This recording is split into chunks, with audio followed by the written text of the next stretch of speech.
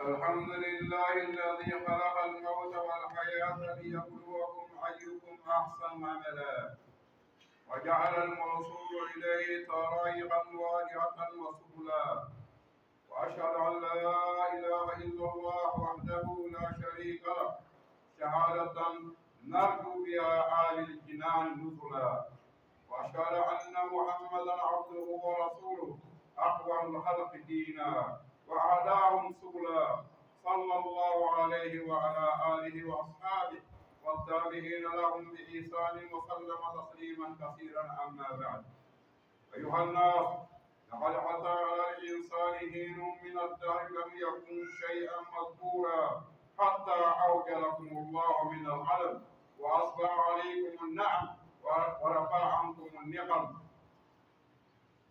ويسر لكم أسباب البقاء وأسباب الهداية وبين لكم ما ينفعكم ويضركم وبين أن للإنسان دارين: دار الممات والزوال، ودار مقير وخلود. أما الدار التي هي دار ممر وزوال فهو دار الدنيا التي كل ما فيها ناقص إلا ما كان مقربا إلى الله تعالى.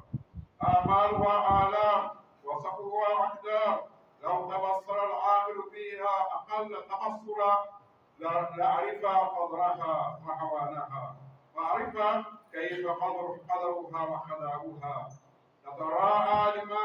تتراءى لعاشقها كالسراب يحسبه الظمآن ماء حتى إذا جاءه لم يجده شيئا، وتتزين لهم بأنواع الزخارف والمغنيات حتى إذا أخذت الأرض زخرفها وزينت وظن أهلها أنهم قادرون عليها، أتاها أمرنا ليلا أو نهارا وجعلناها حصيدا كأن لم تكن بالأمس، فمآلها عدم وفناء، وجمالها أذهاب وشقاق. هذه هي الدنيا، لهو ولعب وزينة وتفاخر بينكم وتكاثر في الأموال والأولاد، كمثل غيث أعجب الكفار نباته ثم يهيج فتراه مصفرا ثم يكون هتاما، وفي الآخرة عذاب شديد ومغفرة من الله ورضوان، فما الحياة الدنيا إلا متاع الغرور. أيها الناس، أما الدار الآخرة فهي دار الحقيقية التي فيها جميع مقامات الحياة من البقاء والسرور والسلام والقبور، وهي الحياة الحقيقية التي ينطق الإنسان إذا شاهد حقائقها يقول: يا ليتني قدمت لحياتي. فالحياة الحقيقية هي الحياة الآخرة التي يحيا الناس فيها ولا يموتون، فمن ثقلت موازينه فأولئك هم المفلحون، ومن خفت موازينه فأولئك الذين خسروا أنفسهم في جهنم خالدون ترفع وجوههم النار وهم فيها كارهون.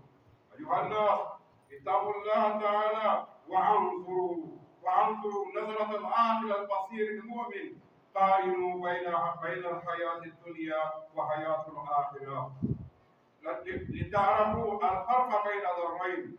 وفي دار الآخرة ما تشتهيه الأنفس وتلذ الأعين، هي دار السلام وسالمة من كل نقص. Gloire à Allah, Seigneur de l'univers. Les saluts et les bénédictions sur notre bien-aimé, le prophète Muhammad, sallallahu alayhi wa sallam, sa noble famille et ses compagnons fidèles, ainsi que tous ceux qui ont œuvré pour la cause de l'islam jusqu'au jour dernier. Serviteurs d'Allah, je vous recommande, comme je me recommande moi-même, à la crainte d'Allah subhanahu wa ta'ala. Glorifions Allah. Faisons tous les louanges pour Allah subhanahu wa ta'ala. Allah qui a créé la mort et la vie pour nous éprouver. Allah a créé la mort et la vie pour un seul objectif. C'est quoi? C'est éprouver les créatures. C'est éprouver les hommes et savoir qui d'entre nous fera le bien et qui d'entre nous fera le mal. Pour arriver à cette mort-là, Allah, pour arriver à cette mort, il a mis des chemins. Des chemins par lesquels on doit passer pour atteindre cette mort. Ces chemins-là sont clairs. Ils sont clairs Parce que cette vie-là est une vie éphémère, est une vie de passager, est une vie passagère, ce n'est pas une vie éternelle. Obligatoirement, quiconque vit sur cette terre-là doit arriver à la mort un jour, quelle que soit la durée de sa vie. Je témoigne qu'il n'y a aucune divinité vraie et digne d'adoration si ce n'est qu'Allah subhanahu wa ta'ala. Il est le seul sans associé, un témoignage qui, j'espère, nous espérons obtenir le haut lieu dans le paradis par ce témoignage. J'atteste que je témoigne que Mohammed sallallahu alayhi wa sallam est son serviteur et messager. Il est le meilleur des hommes. Il est l'homme le plus droit en religion et l'homme qui est le plus guidé en chemin. Son chemin, c'est le chemin le plus guidé. Celui qui suit le chemin du prophète Mohammed sallallahu alayhi wa sallam, qui a suivi le chemin de la droiture, le chemin de la guidance. Nous demandons à Allah subhanahu wa ta'ala qu'il augmente sa paix, sa miséricorde et son salut sur notre bien-aimé, le prophète Mohammed sallallahu alayhi wa sallam, sa noble famille et ses compagnons fidèles, ainsi que tous ceux qui ont œuvré dans la bienfaisance jusqu'au jour dernier. Serviteurs d'Allah, chers frères musulmans, il s'est arrivé un temps à l'homme où l'homme n'était pas quelque chose de mentionnable. Il est arrivé un moment à l'homme où l'homme n'existait pas sur terre. Si nous regardons chacun d'entre vous, serviteurs d'Allah, nous qui sommes dans cette mosquée, hommes comme femmes, il y a de 100 ans, nous étions où? Il y a de cela 100 ans, on était où? Nous étions quoi? Nous étions dans le néant. Nous étions dans le néant, on n'existait pas. Alors, il est arrivé alors un temps où l'homme n'était pas quelque chose de mentionnable. On ne parlait pas de lui, il n'existait pas. Donc, c'est pour vous dire que chacun d'entre nous a un début et nous avons aussi une fin. Parce qu'il s'est arrivé un temps où nous, on n'existait pas. Allah nous a amenés dans la vie. Il nous a amenés dans ces bas mondes et il nous a accordé toutes ces grâces. Il nous a accordé toutes ces grâces. Et il nous a préservé de quoi? Il nous a préservé de tous les châtiments. Et il a facilité pour nous les causes de rester dans cette vie jusqu'au terme de nos vies. Comme il nous a facilité aussi les voies de la guidance. Il a précisé pour nous ce qui est utile pour nous et ce qui peut nous nuire. Allah a précisé pour nous ce qui est utile pour nous, qui peut nous servir quelque chose de bien, et ce qui peut aussi nous nuire, pour qu'on puisse distinguer ce qui est bien de ce qui est mal. Allah subhanahu wa ta'ala, il a précisé pour l'homme qu'il lui a accordé 2 maisons. Une première maison qui est une maison de passage, qui est ce bas monde-là. Une maison de passage, une maison qui va quitter un jour, qui est ce bas monde. Et la deuxième maison, c'est quoi? C'est la maison de l'au-delà. La maison, la demeure éternelle, qui est la maison de Yom Al-Qiyamah. Serviteur d'Allah. Nous avons seulement ces 2 maisons-là. La maison de ces bas mondes dans lequel c'est une maison que les savants ont dit, c'est un champ de culture. Nous sommes tenus à travailler dans ces bas mondes-là, à œuvrer, à faire de bonnes actions pour qu'on puisse les récolter dans la deuxième maison qui viendra dans l'au-delà. Donc, l'homme n'a que ces 2 maisons. Cette maison-là, c'est une maison éphémère, une maison qui va quitter un jour, et on ne sait pas quel jour, parce que le jour où tu meurs, toi, ta maison est terminée. Serviteur d'Allah. La deuxième maison, c'est la maison de Yom Al-Qiyamah. La maison de Yom Al-Qiyamah, c'est ce qui est la vraie maison. La maison qui va rester. La maison qui est éternelle. Si tu es dans le bonheur, tu es dans le bonheur pour l'éternité. Si tu es dans le contraire aussi, tu es dedans pour l'éternité, car nous en préserve contre notre côté. Serviteur d'Allah, ces bas mondes-là, les ambitions pour ces bas mondes-là ne nous apportent que quoi? Que la douleur. Si celui qui regarde d'une manière clairvoyante, celui qui regarde d'une manière clairvoyante, il va voir que ces mondes-là, c'est un monde misérable. C'est une chose misérable. C'est une chose pour laquelle on ne doit pas se donner entièrement. Celui qui a des ambitions pour ces bas mondes-là, celui qui est ambitionné par ces bas mondes-là, Son exemple, c'est comme quoi? C'est comme alors quelqu'un qui aperçoit le mirage. Quelqu'un qui aperçoit le mirage. Qu'est-ce que le mirage? Le mirage, lorsqu'un voyageur, le voyageur qui voyage, lorsqu'il fait chaud et que le soleil tape fort, s'il regarde devant, on dirait que c'est de l'eau qui est devant lui. C'est ça le mirage. Alors quand il arrive là-bas, il ne trouve rien. Donc celui qui est beaucoup ambitionné, qui aime beaucoup, c'est pas monde. Son exemple, c'est comme un mirage qu'il aperçoit. Quand il arrive là-bas, il croit que c'est de l'eau. Il a soif. Il croit que c'est de l'eau. Quand j'arrive là-bas, je vais boire. Alors que quand il arrive là-bas, il ne trouvera rien. L'exemple est simple de ceux qui ont beaucoup d'ambition pour ces bons mondes-là, c'est comme ça. Si celui qui est clairvoyant, celui qui regarde ces bas mondes d'une manière clairvoyante, il va savoir que ces bas mondes-là est un monde à qui il ne faut pas s'y donner. C'est un monde qui te trahit. Et un jour, le monde là va te trahir. Il va te quitter. Parce que toi, tu vas partir, tu vas le laisser. Si celui qui regarde ces bas mondes-là, si tu regardes sa trahison, ces bas mondes, c'est un traître. Parce que c'est un traître, il va te quitter un jour. Serviteur d'Allah. Serviteur d'Allah. Donc, nous devons prendre ces bas mondes-là. Comme quoi? Par les bouts de nos mains. Par les bouts de nos doigts. On ne doit pas beaucoup trop s'y donner à ces bas mondes-là. Parce que Allah, ces bas mondes-là, il a créé beaucoup de fois, beaucoup d'ornements. Ces bas mondes-là a beaucoup d'ornements devant les yeux des hommes. Il a beaucoup de parures. Quand on le regarde, on croit que c'est beau.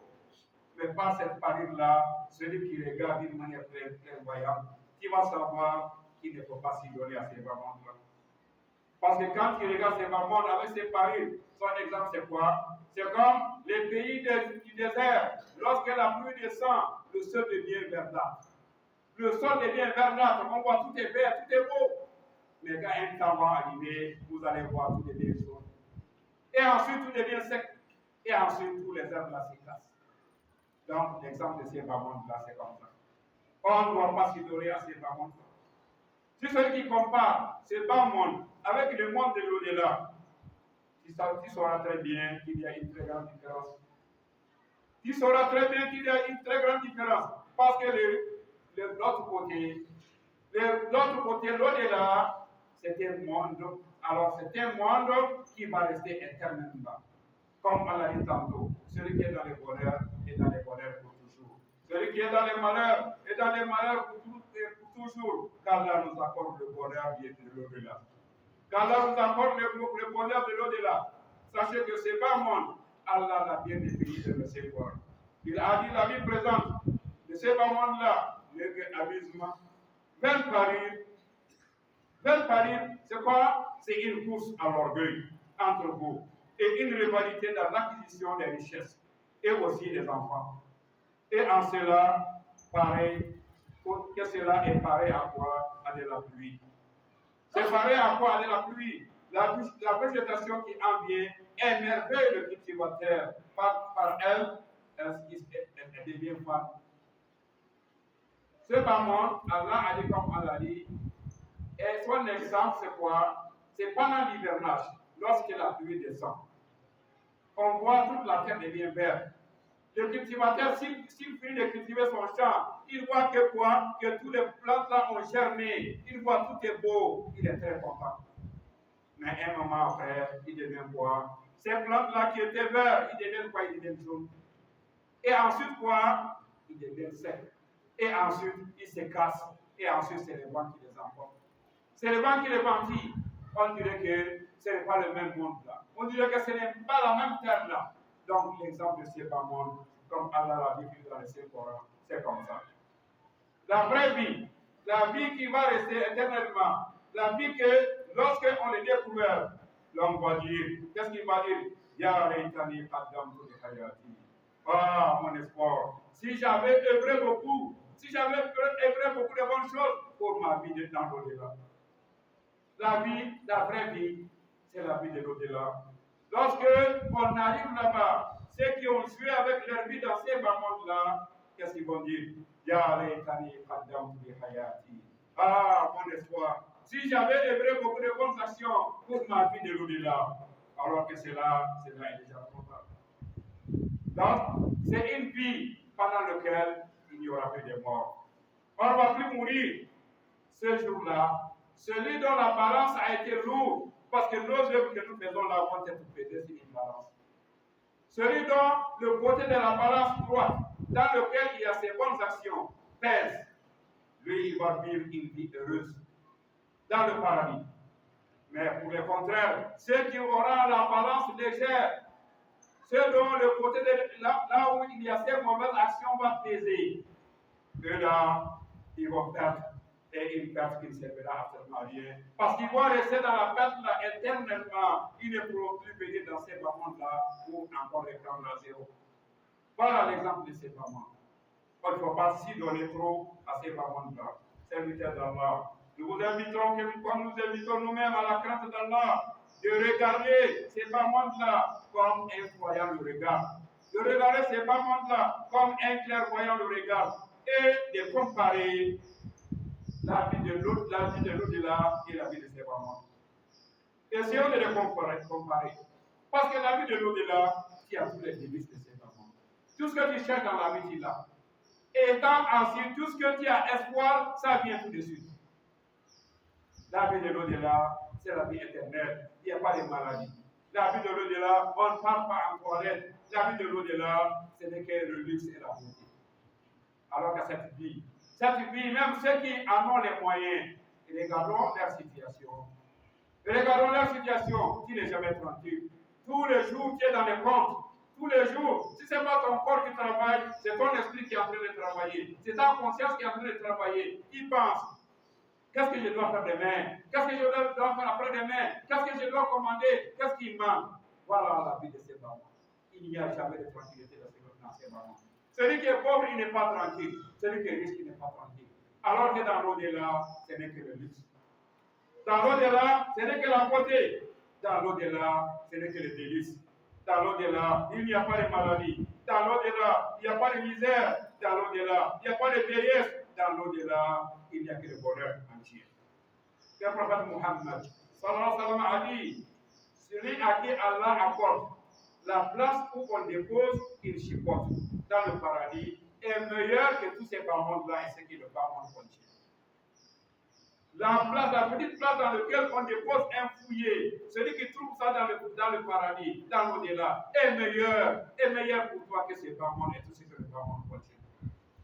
Ou bien la place pour celui qui a un bâton ou bien une canne que tu déposes, la petite place là que cette canne-là alors contient est meilleure que ces bas mondes et son contenu. Donc, pour vous dire que, et pour le jour dernier, ça c'est la parole du véridique du prophète Muhammad, sallallahu alayhi wa sallam. Donc, si nous regardons aussi la durée de sa mort, de ces bas mondes, c'est quoi? Toi, ne regarde pas le début de ces bas mondes ni sa fin. Regarde ta vie là, le peu de vie que tu vas vivre dans cette vie-là. Le prophète Muhammad, sallallahu alayhi wa sallam, a dit que la vie de ma communauté, c'est quoi? C'est entre 60 et 70 ans. Peu sont ceux qui dépassent les 70 ans. Peu sont ceux qui dépassent les 70 ans. Tu vas comparer ces 60 à 70 ans-là à une vie éternelle qui est la vie de l'au-delà. Serviteurs d'Allah, nous devons travailler, nous devons œuvrer pour que Allah nous accorde le monde de l'au-delà. Parce que même si tu n'as rien dans ces mondes-là, si Allah t'a donné la foi, Allah fait de toi un musulman, il t'a donné tous les bonheurs. Il t'a donné tous les bonheurs de ces bas mondes et de l'au-delà. Donc il faut œuvrer, il faut faire de bonnes actions pour que Allah t'accorde l'au-delà. Parce que le prophète Muhammad sallallahu alayhi wa sallam a dit, celui à qui Allah accorde toute la richesse de ces bas mondes-là, tous les bonheurs, tous les délices de ces bas mondes-là, mais qui n'a pas œuvré. Lorsqu'on lui prend, on le trempe dans l'enfer, on lui demande est-ce que tu connais le bonheur? Il va dire je n'ai jamais vécu le bonheur. Il va dire je n'ai jamais vécu le bonheur. Tandis que celui qui a été miséreux, qui a eu la misère dans ces mondes-là, mais le jour de Yom Al-Kiyama, si on le prend, on l'introduit dans le paradis pendant un clin d'œil et qu'on le fait ressortir. On lui demande est-ce que tu connais la misère? Il va dire je n'ai jamais vu la misère dans ces papiers. Il va dire dans ma vie je n'ai jamais vu la misère. Voilà pourquoi nous devions œuvrer pour obtenir la vie éternelle qui est la vie de l'au-delà. La vie de ces mamans n'est qu'un petit temps. Tandis que la vie de Yom Al-Qiyamah, c'est une vie éternelle qu'Allah nous accorde. أقول قولي هذا واستغفر الله لي ولكم ولسائر المسلمين من كل ذنب فاستغفروه إنه هو الغفور الرحيم. الحمد لله الذي جعل الدنيا دار الفناء والآخرة دار البقاء والخلود. أشهد أن لا إله إلا الله وحده لا شريك له. أشهد أن محمدا عبده ورسوله صلى الله عليه وعلى آله وأصحابه والتابعين لهم بإحسان إلى يوم الدين. أما بعد أيها الناس، إن من العجب أن يؤثر أقوام الحياة الدنيا على الآخرة والآخرة خير وأبقى.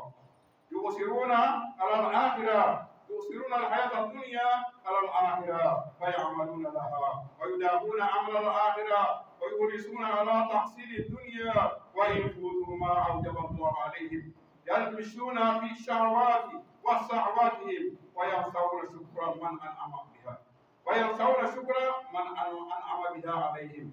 علامة هؤلاء أنهم يتكاسلون عن الصلوات ويتساهلون عن ذكر الله ويقولون في الأمانات. Serviteurs d'Allah, nous glorifions Allah le Tout-Puissant. Nous le glorifions, nous implorons son secours et nous demandons son pardon. La guidance est dans sa main. Nous demandons à Allah qui nous guide vers le droit chemin. Allah qui a fait de ces mondes-là un monde qui va finir, un monde qui va quitter. Tandis qu'il a fait de l'au-delà un endroit qui va rester, un monde qui va rester, un monde éternel. Je témoigne qu'il n'y a aucune vraie divinité digne d'adoration si ce n'est qu'Allah. Il est seul sans associé. Et je témoigne que Mohammed est son serviteur et messager. Nous demandons à Allah d'augmenter sur lui sa bénédiction et son salut, ainsi que sa noble famille et ses compagnons fidèles, et tous ceux qui ont suivi leur trace jusqu'à la fin des temps. Oh les hommes, serviteurs d'Allah, il est vraiment étonnant que certaines personnes ont choisi la vie de ce monde-là sur la vie de l'au-delà. Alors que la vie de l'au-delà, c'est ce qui va rester. La vie de ce monde-là va finir, la vie de l'au-delà, c'est ce qui va rester. La vie de l'au-delà, c'est ce qui va rester. Mais il est étonnant de voir certaines personnes qui se sont tellement données à ce monde-là, que ce monde-là les a tellement préoccupés, il les a tellement occupés qu'ils ne peuvent plus même accomplir ce que Allah a rendu obligatoire sur eux. Telles que les 5 prières quotidiennes. Certaines personnes ont tellement pris ces monde-là, ils n'ont même plus le temps de faire la prière. Subhanallah. Ils se sont plongés dans quoi? Dans les ambitions. Ils se sont plongés quoi? Dans les délices et dans l'insouciance, jusqu'à ce qu'ils ne peuvent même plus faire ce que Allah les a rendus obligatoires, comme on l'a dit, tel que les 5 prières quotidiennes.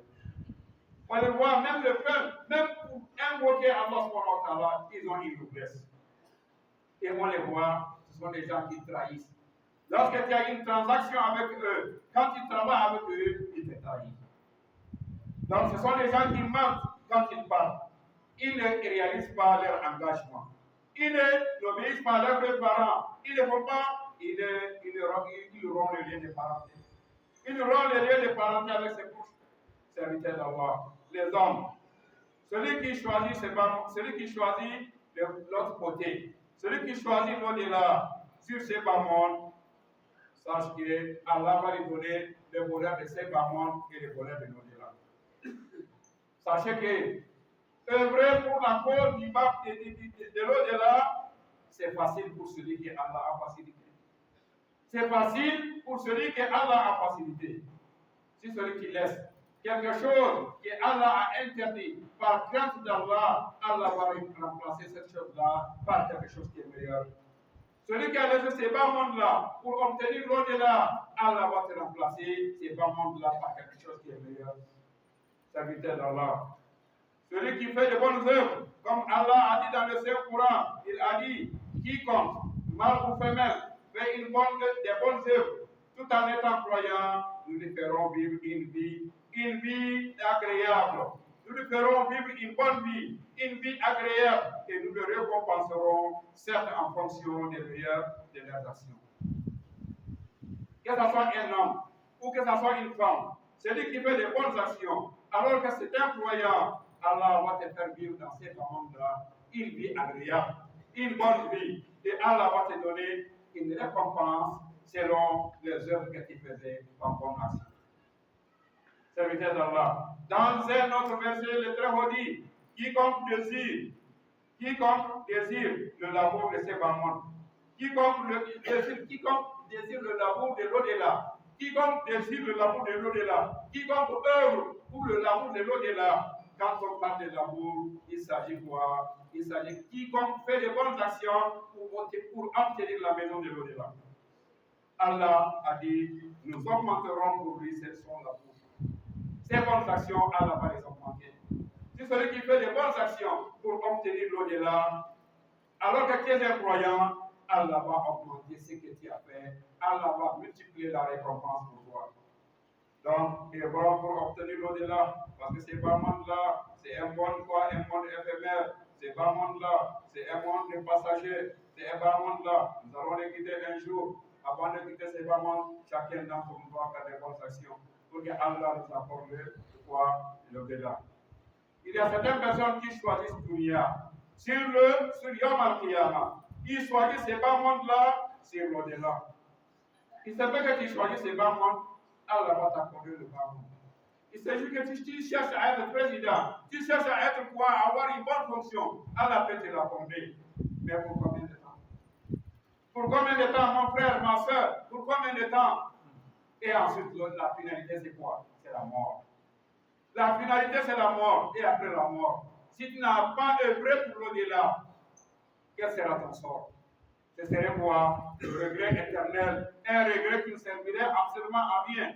Voilà pourquoi, alors, il faut œuvrer ces bas mondes-là. Il faut œuvrer pour ces bas mondes-là. Allah a dit, ceux qui veulent la vie présente avec les parures, nous le rétribuerons exactement selon leurs actions sur terre, sans rien diminuer. Si celui qui choisit ces bas mondes-là, Allah va te rétribuer pour ces bas mondes-là. Tes actions, Allah ne va rien en enlever, il ne va rien diminuer. Mais si tu n'as pas œuvré pour l'au-delà, qu'est-ce que tu vas voir? Le jour où l'ange de la mort va taper à ta porte, qu'est-ce que tu vas aller dire à Dieu? Absolument rien du tout. Voilà pourquoi nous devons tout faire pour œuvrer pour ces bas mondes. اللهم اجعلنا ممن آثروا الدنيا ممن آثروا الآخرة على الدنيا. اللهم اجعلنا ممن آثروا الآخرة على الدنيا. اللهم اجعلنا ممن آثروا الآخرة على الدنيا وآتنا في الدنيا حسنة وفي الآخرة حسنة وقنا عذاب النار. Serviteur d'Allah, voilà les paroles. Comme nous venons de dire, si nous regardons, il y a de cela 20 ans, combien parmi nos vieux étaient ici à France-Ville? Et où sont-ils aujourd'hui? Ceux qui ne sont pas rentrés, on les a accompagnés à Yéné. Ou bien avant Yéné, on les a accompagnés directement. Ils sont partis dans l'au-delà. Et nous qui sommes restés, on est là longtemps. On va rester jusqu'à quand? Et quand est-ce que la mort va venir?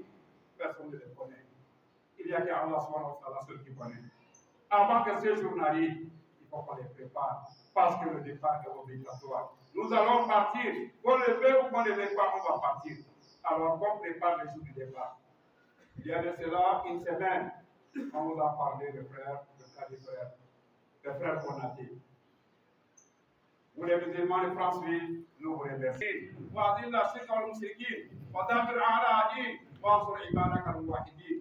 اللهم اغفر للمسلمين والمسلمات والمؤمنين والمؤمنات الأحياء منهم والأموات إنك على كل شيء قدير. اللهم صل على محمد وعلى آل محمد كما صليت على إبراهيم وعلى آل إبراهيم وبارك على محمد وعلى آل محمد كما باركت على إبراهيم وعلى آل إبراهيم إنك حميد مجيد. سبحان ربك رب العزة عما يصفون وسلام على المرسلين والحمد لله رب العالمين.